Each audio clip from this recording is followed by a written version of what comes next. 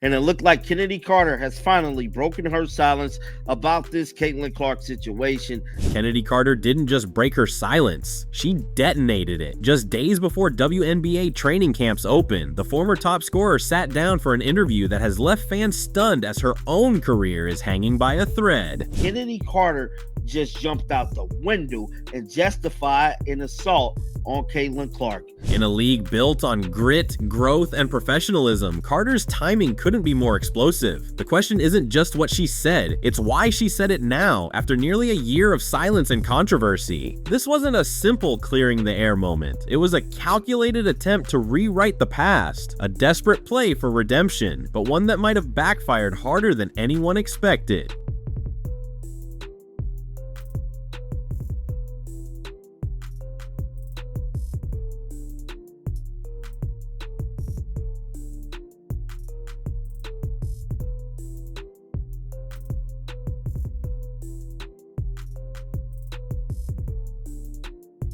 Because while Carter may have hoped to shift the narrative, what she did instead was shine a massive spotlight on a moment the league and its fans haven't forgotten. Now, with the WNBA season starting, every player has found a home, except Kennedy Carter. But that's not all. What made Kennedy Carter's move so controversial wasn't just what happened on the court, but what happened after. Before we begin, don't forget to like and subscribe. Now let's get into the moment where it all began. This controversial foul on Caitlin Clark.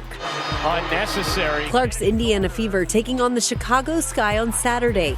The Sky's Kennedy Carter hitting a shot, then heading over to Clark and shoulder checking her. It was June 2024, and what should have been a routine WNBA matchup between the Chicago Sky and the Indiana Fever turned into one of the most controversial moments in league history. The play was dead, but Kennedy Carter wasn't done. Instead of heading back on defense, she darted directly toward Clark, eyes locked, jaw set, and delivered a blindside shoulder check that sent the rookie sensation crashing to the hardwood. There was no basketball logic to the move, no pick to fight through, no ball in play. It was personal. Carter didn't just bump Clark, she bulldozed her. The footage captured every detail, the body language, the intensity, even the words exchanged before impact. Fans watching live gasped. Commentators were stunned. Social media exploded within seconds. Now, what little girl wants to grow up and play in a league where you're targeted like that? How do you sit here and profess and demand that everyone take women's sports seriously when you can't even take it seriously enough to not act like a junior high queen on the court? It's stupid. That's so dumb. It looks like a soap opera. At first, the refs tried to downplay it, calling it an off-ball foul, but after a review, the verdict was clear. Flagrant, deliberate, unnecessary, and yet the biggest damage wasn't done to Clark, it was to Carter's reputation. And then we get to the body check. This was originally ruled an away from the ball foul, but it was obviously a flagrant foul. It really upset a lot of people, which really escalated the issue. And it was really just poor sportsmanship on Kennedy's part. It gets crazier, because the shoulder check may have made headlines, but it was Carter's silence and what came next that truly changed the course of her career. What's crazy about all of this, immediately after that push, this is what she said to the media. Kind of on the play before bumping in with Caitlin, it seemed like she turned to you a little bit after the Fever I score. answered no Caitlin Clark questions. Did she say anything to you? I don't know what she said.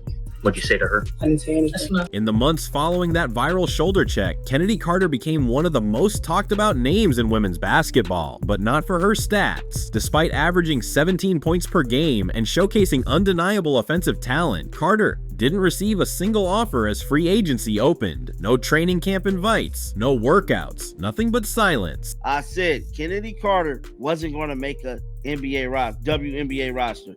Training camps start for teams in 7 days. Training camp for a majority of the WNBA start April the 27th.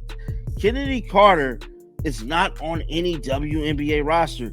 Want to know why? Because it's Kennedy Carter's fault she's not on any WNBA rosters. And this wasn't silence by accident. It was silence with intent. The league wasn't just moving on. It was actively leaving her behind. Executives from multiple teams quietly confirmed what fans were starting to suspect. Carter was being treated as persona non grata. For a league that's expanding, thriving, and chasing a new generation of fans, Carter's presence has become a liability, not an asset. asset. But listen to this, the fallout wasn't about one play, because Kennedy Carter had history, and that history was about to come crashing down on her. This wasn't Kennedy Carter's first run-in with controversy. Back in 2021, during her stint with the Atlanta Dream, Carter was suspended indefinitely for what the team described as conduct detrimental to the team. Insiders pointed to heated confrontations, including an alleged attempt to physically fight a teammate during a game. It got so bad that Carter was escorted to the locker room mid-match and didn't return for the rest of the game. Atlanta Dream did suspend her in the middle of the sophomore season, basically saying she was a detriment to the team and the team culture. So then the Atlanta Dream decided to trade her to the Sparks. Atlanta traded her soon after, hoping a fresh start in Los Angeles might help. But even with the Sparks, questions about her temperament and team chemistry never fully disappeared. Coaches, teammates, even opposing players began to see a pattern. A talented scorer who couldn't always be counted on to keep her cool. It's one thing pushing Caitlin Clark, and it's another thing blindsiding her. Like, I don't think there's no justification for that. Like, to be honest, we can be honest here. The reason this is happening now, the WNBA has changed, and in 2025, the league's tolerance for chaos is hitting zero, especially when its newest star is under attack. For nearly a year, Kennedy Carter said nothing, not during the backlash, not during media scrums, not even when asked point blank if she regretted the hit. So we know Kennedy Carter has always been kind of up against the fence when speaking about this Caitlin Clark situation. We remember when she first got asked about this during a press conference, she stated that she wasn't going to speak on Caitlin Clark. Now we know months later, she still hasn't spoken on the whole situation. That is until today. Yes, Kennedy Carter finally broken her silence about the Caitlin Clark hip check. But just 1 week before training camps opened and still unsigned, Carter finally broke her silence in an unexpected interview with streamer Neon. It wasn't a press conference. It wasn't a team-arranged media opportunity. It was Carter on a live stream trying to explain away the most damaging moment of her career. And while she may have hoped this appearance would calm the storm, it only stirred it up even more. It gets worse, because what she said during that interview only deepened the league's concern and fan frustration. In the interview, Carter casually described the Clark shoulder check as just a little tap, claiming it was part of the natural rhythm of the game.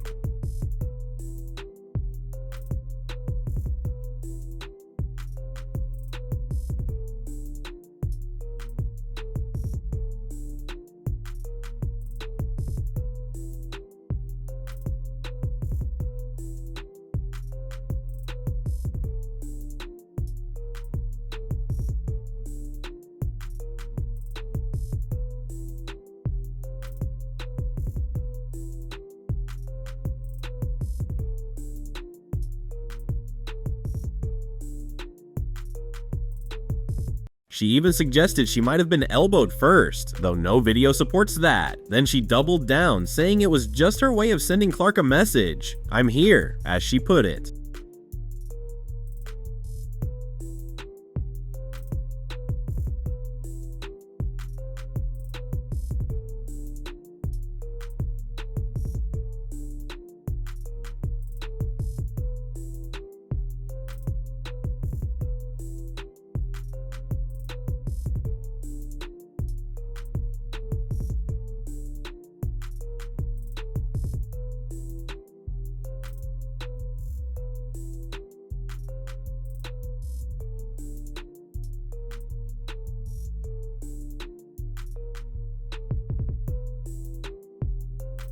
But the footage doesn't lie, and fans weren't buying it. The play was deliberate, the timing intentional, and the result undeniable. Clark went down, hard, no provocation, no excuse. Carter's words came across not as accountability, but as revisionist spin. She did. She stopped and went through. Like, oh. Like, that is not... We watched the clip. There is no way that we're letting this happen.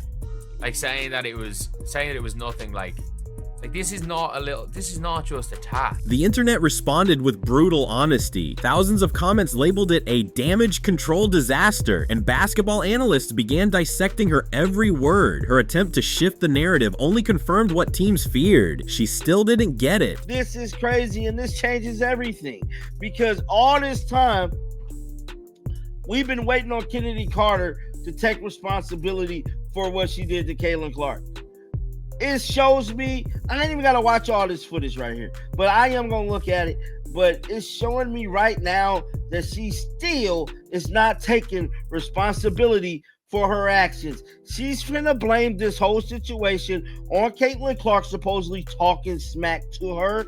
And what happened next would shock everyone, because the league's response wasn't just quiet, it was strategic, and it sent a message to every player watching. The WNBA is riding a tidal wave of momentum, viewership is exploding, attendance is up, and corporate sponsors are lining up, and a huge part of that is due to the Caitlin Clark effect. The league has found a mainstream star, and they're protecting that investment at all costs.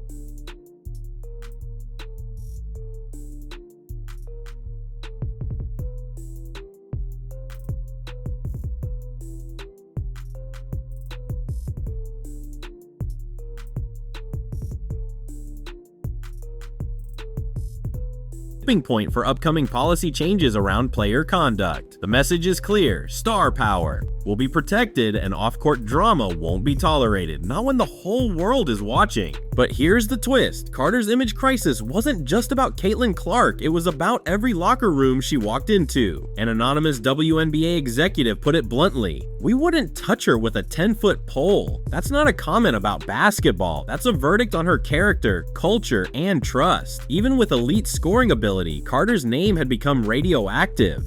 Her actions proved that no team is willing to bet their luck on her.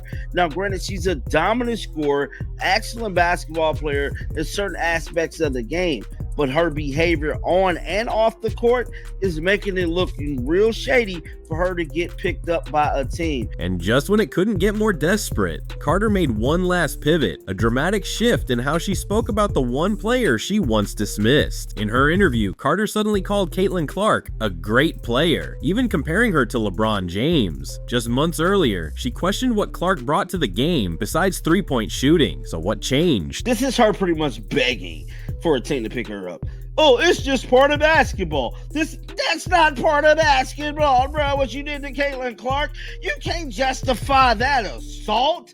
To many, it looked like a strategic pivot, an attempt to appear professional, respectful, and media-friendly right when her job prospects were collapsing. But fans and analysts saw through it. The timing was too perfect, the praise was too polished, but the apology was still missing. If this was her image reset, it didn't stick, because in the WNBA, sincerity matters, and no amount of sweet talk can cover up what the footage already revealed. Which brings us to the real question: is she worth the risk? And there has not been a peep about anywhere that she could be landing in this free agency. So a lot of people, including myself, are wondering, is she worth the risk now? Kennedy Carter's talent has never been the issue. She can score, create, and ignite an offense like few others in the league. But in a sport where 5 players must operate as one unit, chemistry and accountability matter even more. I mean, she can score. She can score with the lights out. I mean, she's pure offense, a pure shooting guard, scoring guard. Instant offense. But if you're a team, do you really want her on the team? I wouldn't. Teams are watching how players act under pressure. They're watching how they handle conflict. And most of all, they're watching who they become when no one is watching. Right now, Carter's reputation screams unpredictability, and not the kind that wins games. I mean, good luck. Good luck. I don't know who's going to take her. I don't know what teams are going to take her. No, I don't think she's going to the Indiana Fever. I mean, yeah, bring her in after what happened.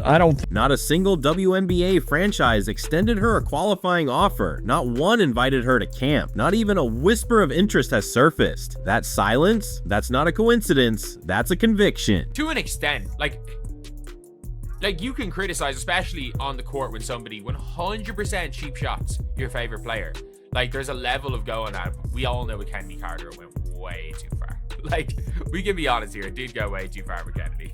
As training camp kicks off without her, the league's message is loud and clear. Talent alone won't save you, not when trust, character, and leadership are the new currency in women's basketball. Caitlin Clark is rising, Kennedy Carter is vanishing, and in the WNBA's most pivotal season yet, there's no clearer sign of who the league is building its future around and who's being left behind. Don't forget to like and subscribe and comment down below if you think the WNBA is being unfair to Kennedy Carter, or is she getting what she deserves? See you on the next video.